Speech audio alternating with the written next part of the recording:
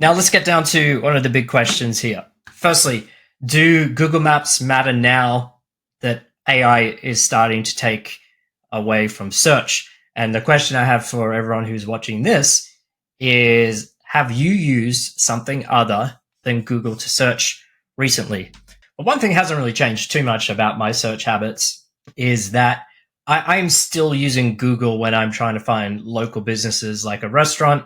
I'm still taking time to read through reviews on that there as well. It is going to change things a little bit, but Google Maps absolutely still does matter.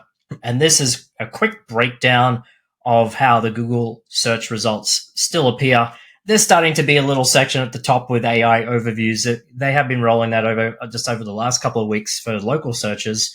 But you still have your paid searches at the top.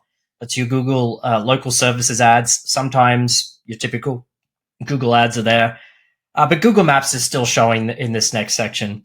And now some of the Google Maps profiles have a sponsored tag next to them if they're running ads, and if their ads have been set up that way there too. But, people are still searching and looking this here, not for services anyway, is one figure in the chat. Yeah, that's really my key point around that. Yeah, people are searching for informational things, or maybe, how-to video.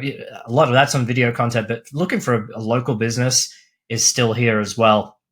And, it will start to change, but AI has to draw all this information from somewhere too. So I'm going to dive into the key areas that you want to be focusing on for that.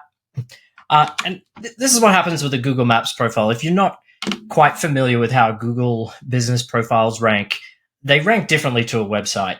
One of the key factors is how close someone is, the searcher, to the location of the business, or some businesses you don't have the address shown. Google still has an idea of where that business was originally verified. They will still use this as well. But if you're in those positions in this heat map here, it's a landscape business in Tucson. Positions 1, 2, and 3, they're showing up on the previous slide I showed. They're in that first position, so people see you straight away. If you're a 4 or a 5 or a 6, people have to go and scroll down and find your business. It takes longer, they're less likely to click on you, etc.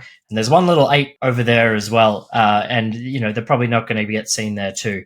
But this is the way Google business profiles work, and really the goal is to getting the maximum leads coming through Google business profiles, is making sure you're in position 1, 2, and 3 for the widest area possible for all of the services that you want to get work from. So